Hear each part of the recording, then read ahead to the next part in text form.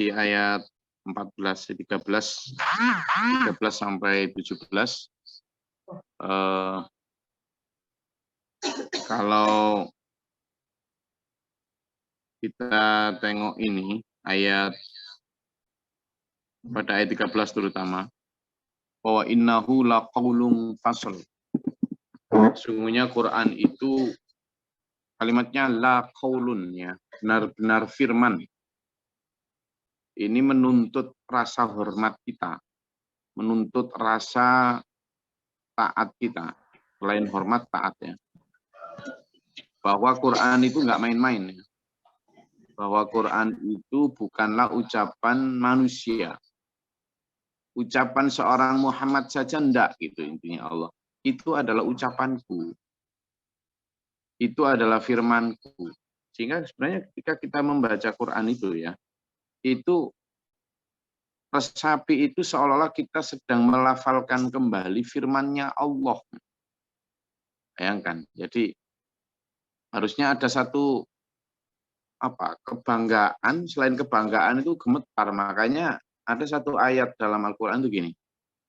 A'udzubillahi minasyaitonirrajim. Lau anzalna hadzal Qur'an. Seandainya Quran ini kami turunkan ala jabalin, kepada gunung, gitu ya. Seandainya Quran ini ditujukan kepada gunung, firman Allah ini.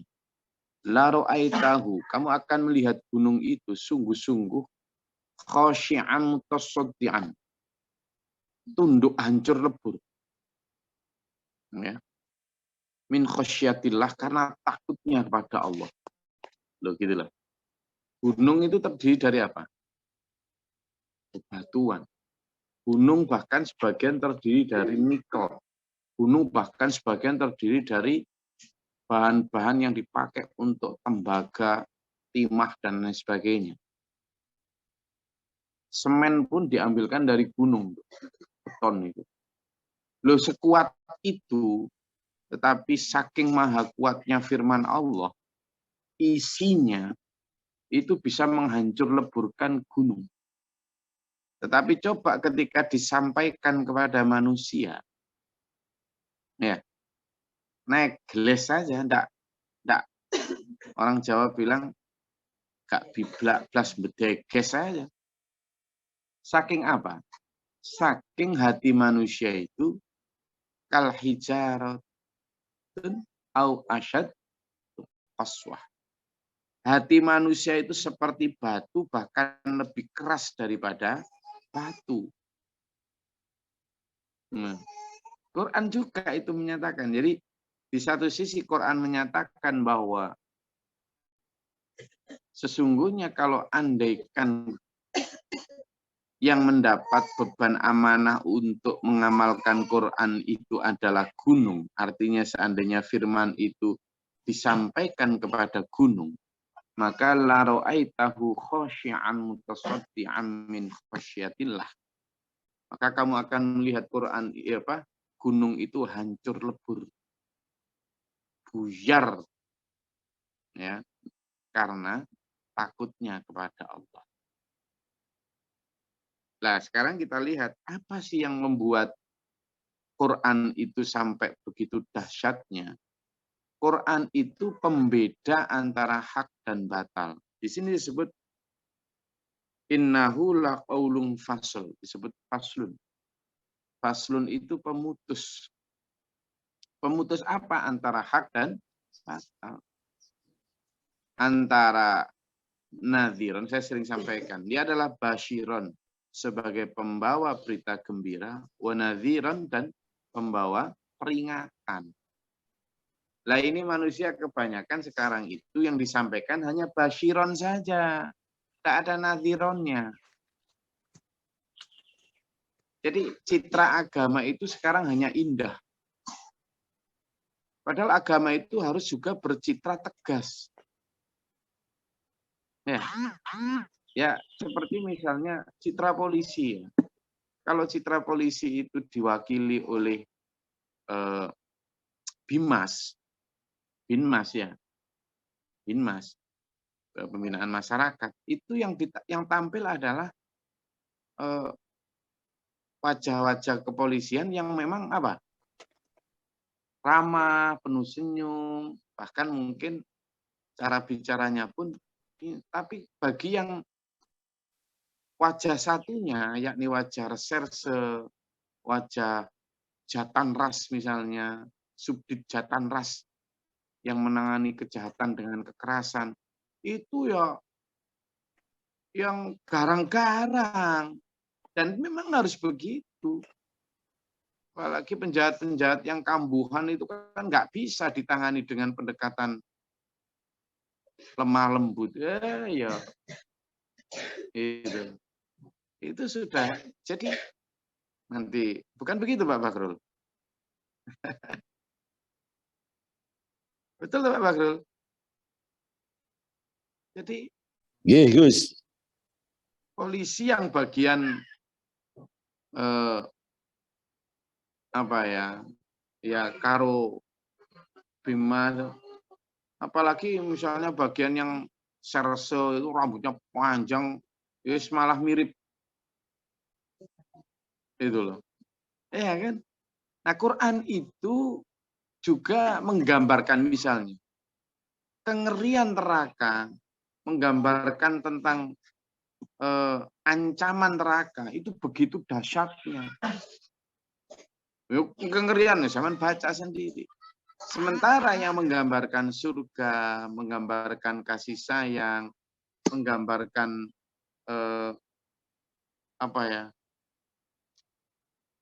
ajakan untuk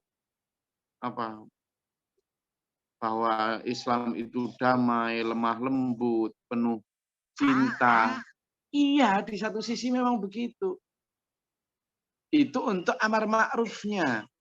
Tapi untuk nahi mungkarnya, untuk mencegah dari perbuatan mungkar, itu yang ditampilkan adalah apa? Ya wajah nadhiron, wajah pemberi peringatan. Maka faslun di sini dulu. Bahwa Al-Quran itu adalah pembeda, pemutus. Itu ya memang untuk menjelaskan secara jelas bainal haq wal batil. Antara hak dan batil. Sudah.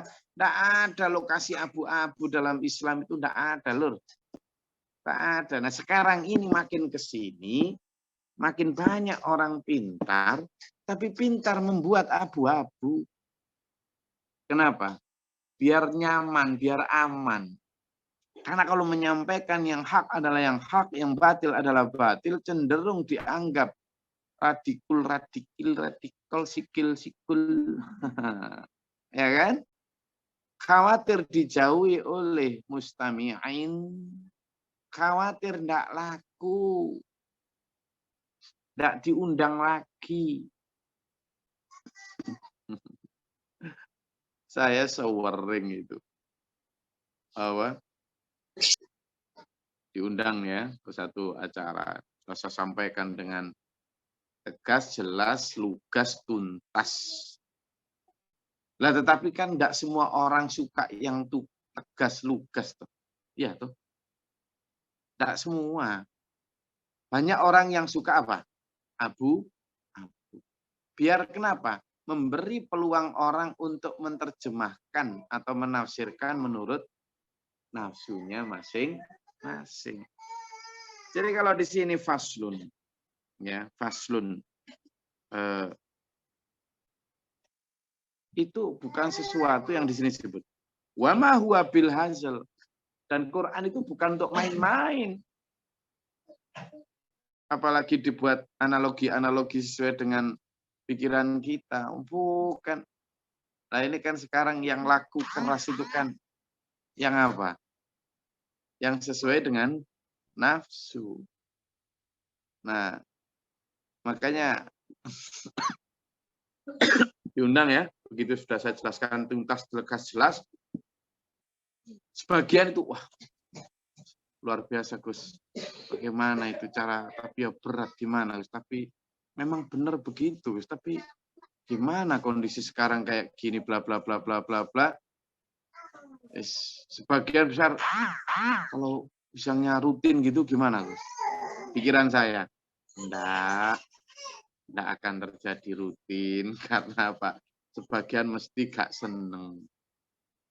Sebagian mesti gak seneng. Kenapa? Ya karena memang bertentangan dengan nafsu. Gitu.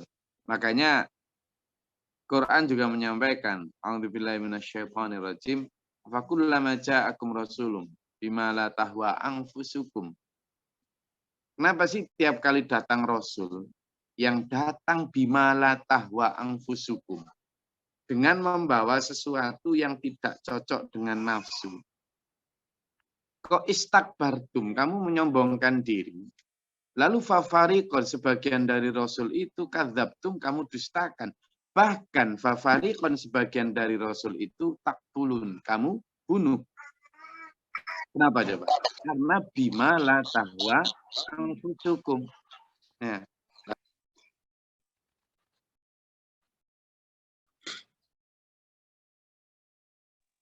jadi membawa sesuatu yang tidak cocok dengan nafsu. Itu loh. Makanya di sini kamu jangan main-main dengan Al-Qur'an. Quran itu wa ma huwa bil hazl. Sekarang Quran itu cenderung dimodifikasi atau dibikinkan casing, atau bahkan bukan hanya casing, tapi Quran itu ayatnya dibuatkan satu analogi, logika, bahkan referensi, ya toh, yang bahkan kemudian hasil dari istimbatnya itu akan jauh dari substansi aslinya. Nah, ini yang kemudian manusia akhirnya mayoritas berada dalam kubangan abu-abu. Hak apa batal? Ya bisa hak, bisa batal. Haram apa halal? Tergantung. Kamu minta yang haram apa minta yang halal? Wani, biro. Repot sudah. Repot ini sudah. Kalau sekarang kemudian misalnya dengan kemampuan usul atau usul fikih. Usul fikih itu kan penuh dengan kaidah-kaidah bagaimana istimbat hukum. Bagaimana, apalagi kemudian ditunjang dengan kemampuan tafsir kitab A, kitab B, syarah dari kitab A, kitab B, syarah ini hadis misalnya, kemudian ada syarah dari hadis. Lalu ada syarah dari kitab yang mensyarahi hadis tadi. Lalu syarah dari syarah kitab yang mensyarahi kitab ini. Pakai dalil yang ini sudah. Dengan alasan bahwa itu adalah ilmu yang bersanad. Nah, kalau sudah kayak gitu kemudian yang di sini haram, yang di hadisnya tadi, di sini bisa jadi malah nggak haram, sunnah muakkad. Nah, kan repot. Kenapa? Karena tadi itu, jadi istimbat orang itu tidak menjamin apa-apa ya. Kemampuan orang misalnya, kemampuan tafsir, kemampuan nahwu shoroh, kemampuan ini, itu, dan lain sebagainya itu tidak menjamin apa-apa. Tidak menjamin apa-apa. Sehingga kita kembalinya kepada Quran dan hadis itu, ya.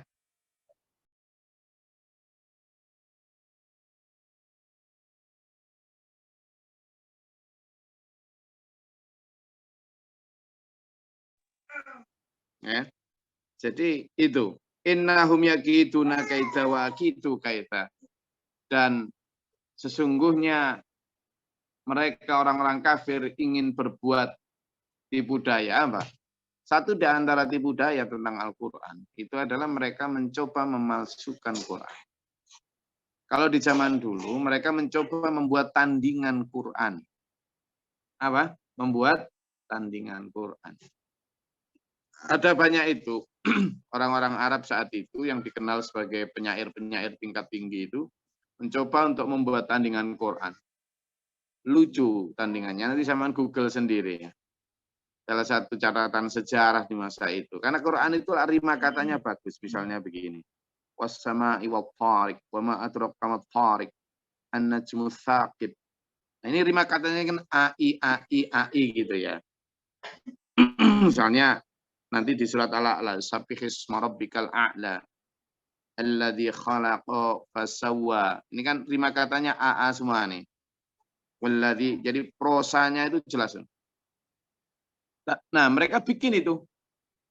Kan misalnya demi langit wattariq yang datang pada malam hari. Wama adraka, dan tahukah kamu mattariq, apa yang datang pada malam hari itu. Nah, mereka bikin demi kodok yang melompat. Tahukah kamu kepada siapa kodok itu melompat? Ya, kayak gitu-gitu. Kodok melompatnya kemana? Kodok zaman sekarang. Nah, kayak gitu. Jadi bikinan-bikinan mereka, makanya Quran itu pernah nantang. Coba bikinlah satu surat saja untuk menandingi Al-Quran. Kamu nggak akan bisa menandinginya. Maka di situ disebutkan, itu pertama ya, kaitun atau kaitan atau tipu daya tentang Quran. Lalu tipu daya yang kedua adalah mencoba untuk membunuh Rasulullah, membuat satu makar-makar terhadap Rasulullah. Termasuk satu di antaranya adalah plot-plot pembunuhan terhadap Rasulullah. Jadi selama 10 tahun lebih Rasulullah ada di Mekah. Itu sejak Iqra diucapkan di Gua Hira sampai hijrah. Itu kehidupan Rasulullah cuma lari dari satu tempat ke tempat yang lain. Sembunyi. Kalaupun pernah sesekali menampakkan diri, itu ya atas jaminan keselamatan yang dari pamannya, baik ketika Abu Thalib masih hidup. Sehingga begitu selesai Abu Thalib atau bapaknya Ali itu wafat, sudah perlindungan itu seolah-olah sudah usai. Ya, protection itu. Sehingga kemudian tidak lama kemudian Nabi Muhammad SAW diperintahkan untuk hijrah itu. Nah, maka yang namanya kaitan atau kaitun, tipu daya itu terjadi dalam bentuk fisik maupun non-fisik. Tetapi Allah berfirman, wa akidu kaita. Ketika mereka innahum yakiduna kaita, orang-orang kafir itu merencanakan tipu daya, maka Allah pun merencanakan tipu daya. Dan tidak ada yang lebih baik tipu daya atau makar itu daripada makarnya Allah. Gitu ya. Maka di situ wa makaru wa makarullah gitu. Innallaha khairul makirin wa makaru wa makarullah. Innallaha khairul makirin. Allahu khairul makirin. Itu coba dilihat di surat Ali Imran ya. Coba dilihat di surat Ali Imran ayat 54. Coba dilihat. Ali Imran itu surat ketiga. Di awal-awal. Di awal-awal setelah surat Al-Baqarah. Surat Ali Imran ayat 54.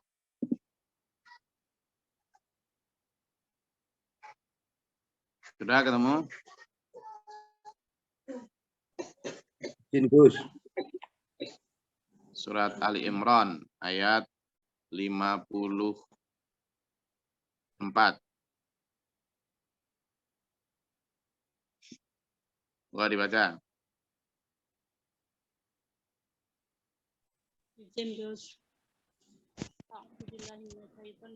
Bismillahirrahmanirrahim.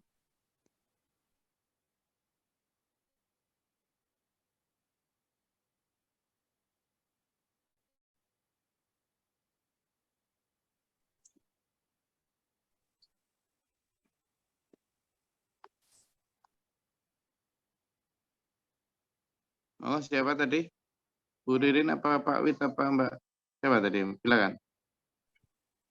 Ijen Gus. Monggo Bu Ririn, silakan.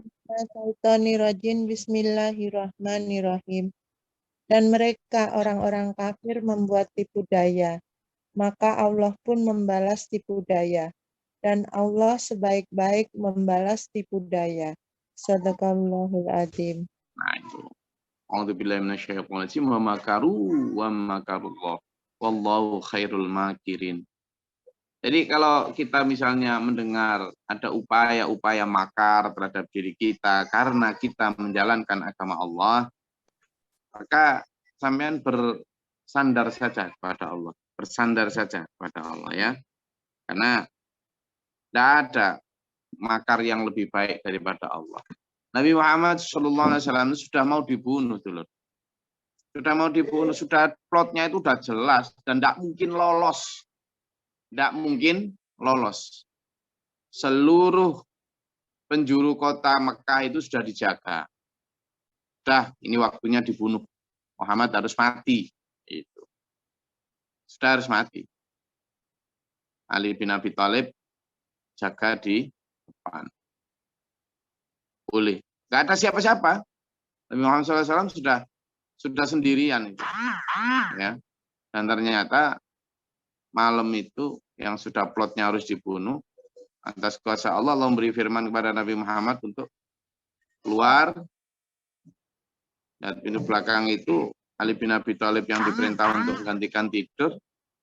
Ya bagaimana bisa keluar kalau nggak karena pertolongan Allah? Mulai dari mengendap-endap keluar rumah, sampai kemudian ketemu Abu Bakar, lalu keluar dari kota Mekah, lewat pintu mana wong sudah dicegat semua. Sampai ketika sudah benar-benar beliau berdua ini lari, dan ketika lari itu pun,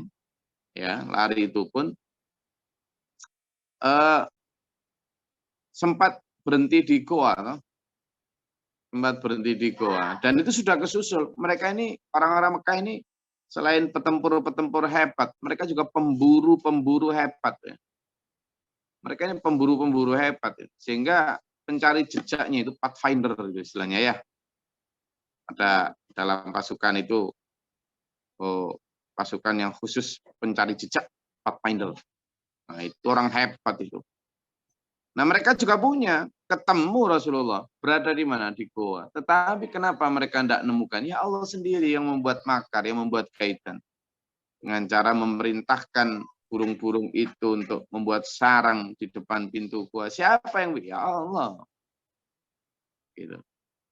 Dan itu selalu kejadian. Orang-orang benar, meskipun bukan level Rasulullah, bukan level Nabi, orang-orang yang ingin diselamatkan Allah dari kejahatan itu ya selalu begitu.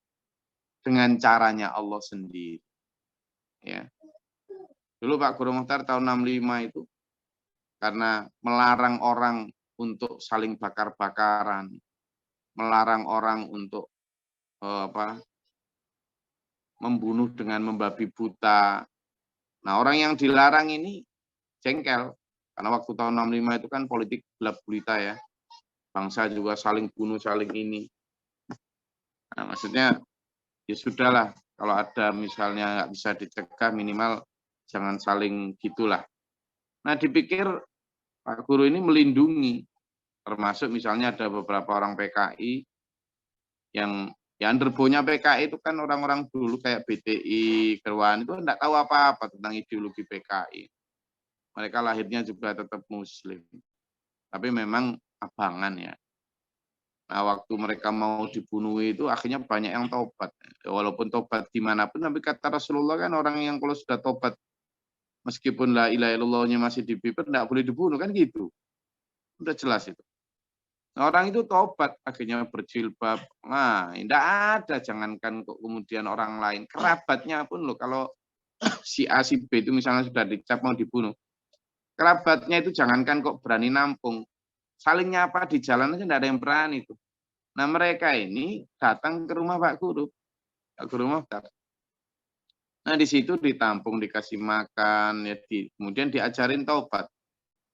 Diajarin sholat, diajarin apa. Makanya jadi baik. Nah, tetapi ada sebagian yang meskipun sudah taubat begitu, tetap diambil, diseret dari rumah Pak Guru itu. Sambil dipukulin, dirobek perutnya, dipenggal kepalanya. Nah, mulai dari diseret sampai disiksa itu kebanyakan malah justru nyebut Allah, Allah, astagfirullahaladzim, ya Allah, ya Allah, ya Allah. Sampai wafat pun dalam keadaan menyebut nama Allah. Mungkin yang menyiksa pun belum tentu begitu. Nah, konsep itu yang kemudian Pak Guru cap sebagai melindungi PKI. Padahal enggak ya ke siapapun dia enggak peduli, beliau enggak peduli, pokoknya ini perlu diajarkan. Nah, tibalah saatnya, karena Pak Guru dianggap melindungi itu, akhirnya harus dibunuh juga. Nah, pada jam yang sudah ditentukan, ya, sudah ditentukan jamnya mau dibunuh itu. Tuh, Pak Guru juga sudah wasiat-wasiat ke ya itu sana yang Jadi ketika sudah ditentukan jamnya, malam jam 10 itu sudah dapat surat akan dibunuh.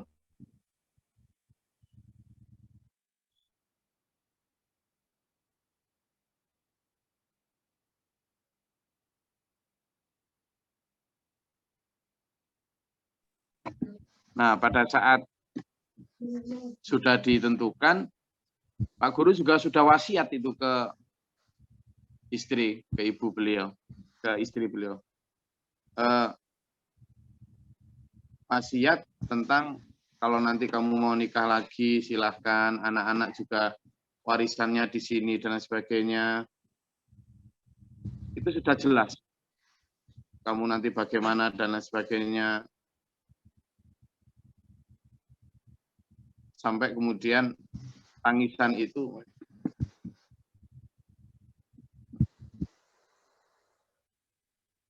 jam setengah 10, Pak Guru dibuat Allah tidur.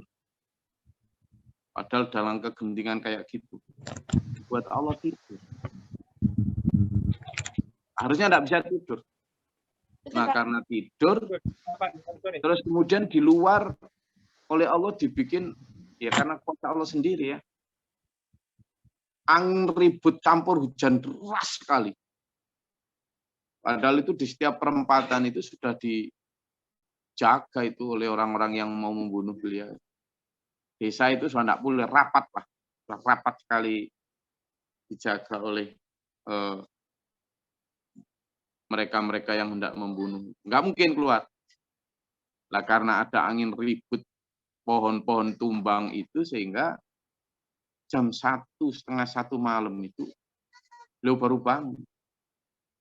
Nah, beliau baru bangun akhirnya melihat keluar para penjaga yang mau membunuh itu pada nggak ada semua, kocar-kacir. Akhirnya beliau lihat belakang. Sampai ketemu sama pimpinannya, menemui pimpinannya yang mau bunuh itu. Ternyata pimpinannya itu enggak tahu karena itu inisiatif anak buah mereka semua. Marah pimpinan ini. Kalau sampai tadi benar-benar dikumpulkan itu, kamu kenapa kok sampai enggak ngasih tahu saya mau ada pembunuhan? Ini kalau sampai terjadi pembunuhan itu tadi, enggak tahu terjadi apa sama kita murkanya Allah. Kamu enggak tahu siapa Pak Mukhtar ini dan sebagainya. Nah, makar-makar manusia itu ya kepada orang-orang beriman, kepada orang-orang saleh, itu selalu akan didahului dengan makarnya Allah. Dan alhamdulillah, yang kejadian semacam itu sering. Gue sendiri sering ya kejadian semacam itu dan diselamatkan oleh Allah. Maka karena itu, kata Allah di ayat yang 17, famahilil kafirina, maka berilah mereka tangguh. Orang-orang itu amhilhum ruwaida, sampai hari tangguh mereka pada hari kiamat dan Allah akan membalas mereka semua. Maka kepada Allah kita bersandar, maju terus, pantang mundur, dan ya harus berani. Meskipun kita sendirian menyembah Allah, tetap akan menyembah Allah. Kayak gitulah. Jadi jangan tergantung terhadap jumlah. Karena jumlah mayoritas besar, kemudian baru berani. Tapi kalau sendiri kemudian keder, enggaklah. Kita menyembah Allah itu bagaimanapun juga nanti kembali kepada Allah juga furoda, sendiri-sendiri. Kita akan menghadap Allah itu sendiri-sendiri. Sehingga pada saat yang sama ketika di dunia ini kita harus berani apapun. Qul ja'al haq wa zaqal batil innal batila kana zahuqa. Coba lu lihat di surat Ali Imran, Al-Isra disebutkan bahwa wa qul ja'al haqqu wa zahaqal batil. Dan sungguh ketika kebenaran itu datang, maka akan hancur yang batil.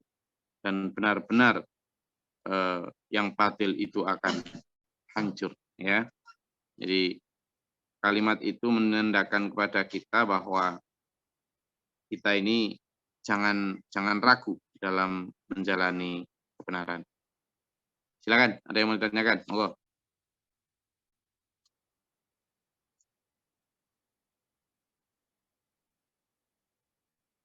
Oh, silakan kalau ada yang mau diperjelas atau ingin ditanyakan tentang ayat ini tadi yang saya sampaikan. Silakan.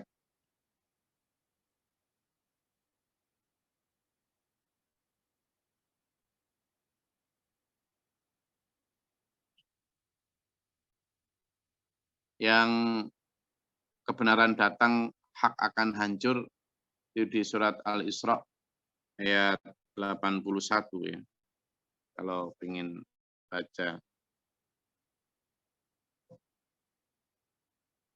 bahwa segala macam tipu daya, angkara murka yang mereka rencanakan itu akan hancur kalau kebenaran itu sudah datang. Qul ja'al haqqu.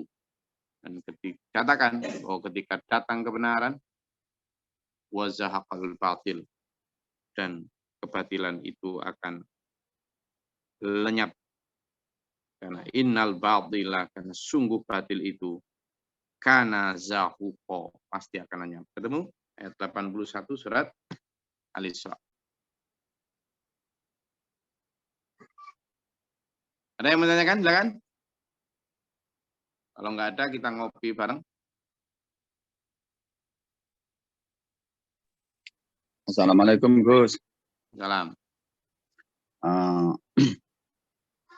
Ini Abah Roe sedang bernama di rumah sakit RSU Sugiri Lamongan. Mohon doanya Gus dan teman-teman jamaah ngaji untuk mendoakan semoga Abah Roe segera sehat. Kemarin pagi sampai sore operasi prostat Gus. Terima kasih. Assalamualaikum. Abah Rois ini adalah santri SPMA tahun 60-an, 70-an ya. Jadi santri awal yang menjadi santri Pak Guru fase awal, periode awal. Sabiqunal awalun. Di awal-awal. Beliau ini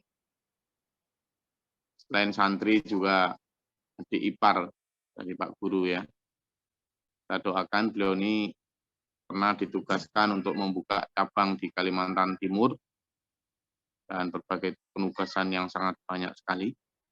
Hari ini sakit, mari kita bacakan surat Al-Fatihah, Al-Ikhlas, Al-Falaq, An-Nas, Al-Kursi, dan juga akhir dari surat Al-Baqarah.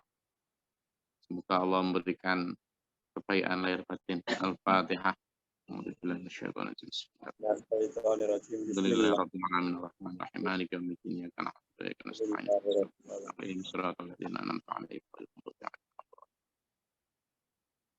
huwallahu ahad, Allahu samad, lam yalid wa lam yulad.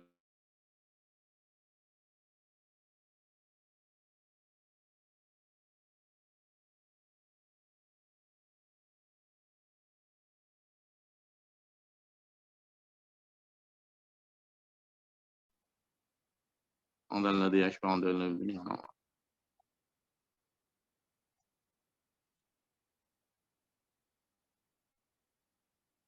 Amana rasulu bima unzila ilayhi min rabbih wal mu'minun.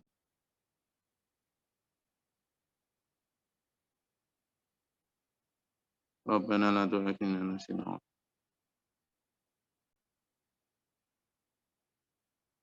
Juga kita doakan Pak Musliman ya, jamaah SPMA Denpasar dan istri yang sudah cukup lama menunggu jadwal operasi, tapi masih banyak dipingbong oleh pihak rumah sakit. Jadi kita doakan juga semoga diberikan kesembuhan, semoga diberikan kebaikan, kesabaran, menjadi penghapus dosa dan peningkat derajat. Al-Fatihah.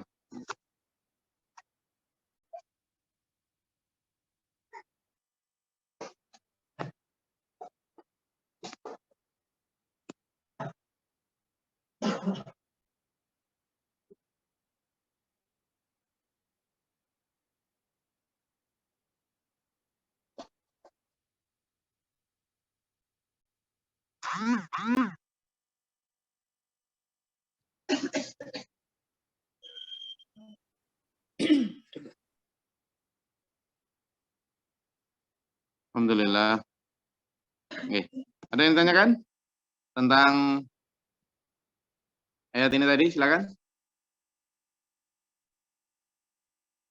Oke, kalau tidak ada, saya rasa cukup ya. Dan kita, alhamdulillah, saya sudah di Denpasar lagi untuk cerita insya Allah besok lah. Cerita tentang apa serunya perjalanan ke Maros, Makassar, Gua Takalar, Sinipuntu, Kaing, dan kemudian Bulukumba, serta ke Luwuk dan Morowali Utara. Sebuah perjalanan yang ketika saya di WA oleh anak saya, Bi, bawa oleh-oleh. Saya ini bukan rekreasi. Saya perjalanan itu diburu waktu dari satu titik ke titik yang lain. Bayangkan, 9 kabupaten, 2 provinsi, hanya dalam waktu 3 hari. Mana sempat. Ya. Jadi bukan rekreasi, juga bukan wisata kuliner. Nah, nanti insya Allah akan saya ceritakan besok tentang potensi-potensi dakwah yang ada di sana. Terima kasih. Semoga Allah merahmati kita, beri kita Shiratal mustaqim. Amin. Allahumma shalli wa sallim wa barik ala sayyidina. Allahumma fil lil mu'minin wal muslimin. Allahumma ahdina fi man hadayta wa afina fi man afayta fi man tawallayta wa barik lana fi ma atayta. Amin. Taufiq wa atubu ilaika wassalamu. Amin. Allahumma daf'ana al-bala wal waba wal muslimin wal muslimin. Amin. Amin. Amin. Nama syahidin lana tusni qulubana ba'da hidayatana. Amin. Rabbi a'udzu bika min hamazati syaitan wa bika rabbi. Amin. Amin. Rabbana atina fid dunya hasanah wa fil akhirati hasanah wa qina adzabannar. Amin. Amin. Wa narabbana bil izzati wa sallallahu alaihi rabbil alamin. Wassalamualaikum warahmatullahi wabarakatuh. Waalaikumsalam warahmatullahi wabarakatuh. Terima kasih Gus.